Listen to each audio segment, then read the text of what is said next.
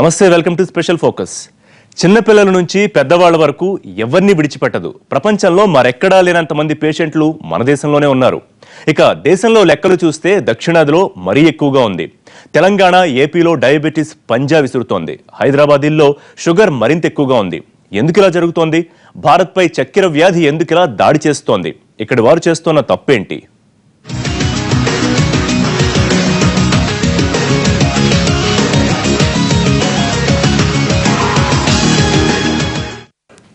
ఇప్పుడు మీకు నేను కొన్ని ప్రశ్నలు వేస్తాను, జాగ్రత్తగా వినండి. కదలకుండా ఒకే చోట ఎక్కువసేపు కూర్చుంటున్నారా? పక్కనే ఉన్న షాపుకి వెళ్లేందుకు కూడా బద్దకిస్తున్నారా? 4 అడుగులు వేయడం మానేశారా? ప్రతిదానికి బండి తీయడం అలవాటుగా మారిపోయిందా? అసలు వ్యాయామాన్ని మీ జీవితం నుంచి పూర్తిగా తీసేశారా? ప్రతిదానికి స్విచ్లపై ఆధారపడటం నేర్చుకున్నారా? అసలు శారీరక శ్రమ అంటే ఏంటో తెలియకుండానే బతికేస్తున్నారా? అయితే మీరు డేంజర్కి దగ్గరలో ఉన్నట్టే. శారీరక శ్రమే కాదు, డైటింగ్లోనూ పద్ధతి పాటించకుంటే అంతే సంగతులు. తిన్నావా, పడుకున్నావా, తెల్లారిందా అని జీవితాన్ని రీలు చుట్టేస్తే తర్వాత డయాబెటీస్ మీపై దండయాత్ర చేసే ఛాన్స్ ఉంది. ఒక్కసారిగానే షుగర్ అటాక్ అయిందా, ఇక మీ బతుకు చేదుగా మారిపోతుంది. తీయదనం లేని స్వీట్లా తయారైపోతుంది.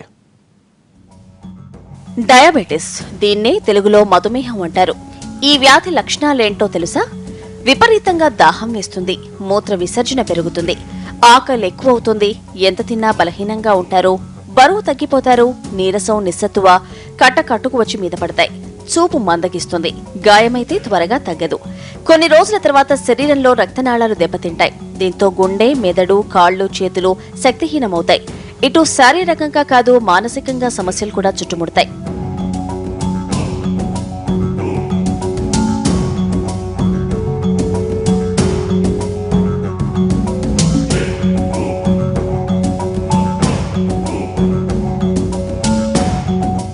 జీవితంలో సుఖపడ్డం తప్ప కష్టపడ్డమే తెలియకుంటే అది చక్కెర వ్యాధిగా మారి పీక్కు తినడం మొదలవుతుంది. ఈ వ్యాధి రావడం వల్ల ఒకటే మందులు వాడటం, అందువల్ల చర్మంపై మచ్చలు ఏర్పడతాయి, తలనొప్పి, జీర్ణ వ్యాధులు కలుగుతాయి. డయాబెటీస్ అదుపు చేయకుంటే అది తర్వాత శరీరం మొత్తాన్ని కబళిస్తుంది. ఈ లక్షణాలు ఏ కొందరికో ఉన్నాయనుకుంటే పొరపాటు. దేశంలో ప్రతి 100 మందిలో 14 మంది డయాబెటీస్ బారిన పడుతున్నారట.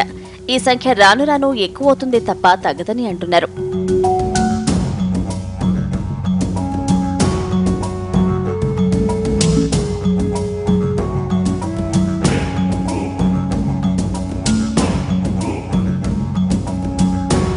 ఒక మాటలో చెప్పాలంటే డయాబెటీస్ చాప కింద నీరులా పాకుతోంది.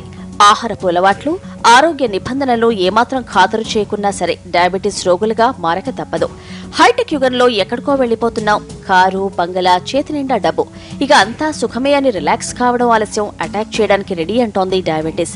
బాడీని ఏమాత్రం కష్టపెట్టకుండా అడుగు తీసి అడుగేస్తే లిఫ్టు, కారు అంటూ తిరిగేసే వాళ్లని వదలనంటోంది. ఒక్కసారి చక్కెర వ్యాధి వచ్చిందంటే ఇక అది తన పని తాను చేసుకుపోతోంది. శరీరాన్ని గుల్ల చేయడానికి తీవ్రంగా పనిచేస్తోంది.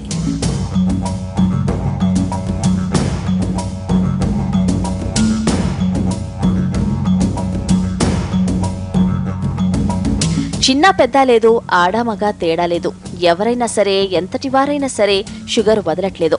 ఎంత సంపాదిస్తున్నామని కాదు, ఎలా బతుకుతున్నావు అన్నదే ముఖ్యమైంది. ఇప్పుడు లైఫ్ స్టైల్లో మార్పు రాకుంటే డయాబెటీస్ విరుచుకుపడక తప్పదని అంటున్నారు డాక్టర్లు. శరీరంలో మెటబాలిక్ డిజార్డర్ కారణంగా షుగర్ వ్యాధి అటాక్ అవుతోంది. ఒక్కోసారి వంశపారపర్యంగా మధుమేహం వచ్చే అవకాశం ఉంది. శారీరక శ్రమ పూర్తిగా లోపించడం, గంటల తరబడి కూర్చొని ఉండడం, పోషక పదార్థాలు సరిగ్గా లేని ఆహారం తీసుకోవడం, వేపుడు కూరలు, కొవ్వు ఎక్కువగా ఉండే పదార్థాలు, మాంసాహారం, బేకరీ పదార్థాలు, నిల్వ పచ్చళ్లు, తియ్యటి పదార్థాలు, కొన్ని రకాల మందులు దుష్పరిణామాలు ఈ వ్యాధికి కారణంగా నిలుస్తున్నాయి.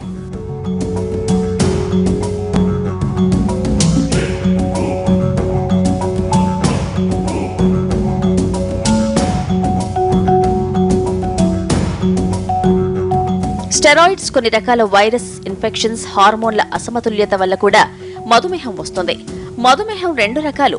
కొందరిలో అసలు ఇన్సులిన్ ఉత్పత్తి జరగదు, వీరికి బయట నుంచి ఇన్సులిన్ ఇస్తారు. దీన్ని టైప్ 1 డయాబెటీస్ అంటారు.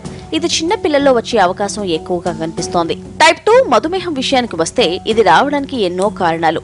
ఎక్కువ పని సమయం, తప్పిన ఆహారం, తీవ్ర ఒత్తిడి వల్ల షుగర్ వచ్చే ఛాన్సులు ఎక్కువ. ముఖ్యంగా నగర జీవనం డయాబెటీస్ కి బైపాస్ రోడ్డుగా మారిందట. తాజా లెక్కల ప్రకారం పురుషుల్లో 64% మంది డయాబెటీస్ బారిన పడగా మహిళల్లో 77% మంది షుగర్ వ్యాధి బాధితులుగా మారుతున్నారట. ఈ 2 రకాలే కాదు, మరొకటి కూడా ఉంది. ఇదే గెస్టేషనల్ డయాబెటిస్ గర్భవతుల్లో 2% నుంచి 5% వరకు ఈ డయాబెటిస్ వచ్చే అవకాశం ఉంది. ఈ డయాబెటిస్ కు సరిగ్గా వైద్యం అందించకపోతే తల్లి బిడ్డకు ప్రమాదం జరిగే అవకాశం ఉంది. కొన్నిసార్లు గర్భవతులకు ప్రసవం తర్వాత డయాబెటిస్ అటాక్ చేయొచ్చు. ఫోకస్లో వచ్చిన బ్రేక్ తీసుకుందాం.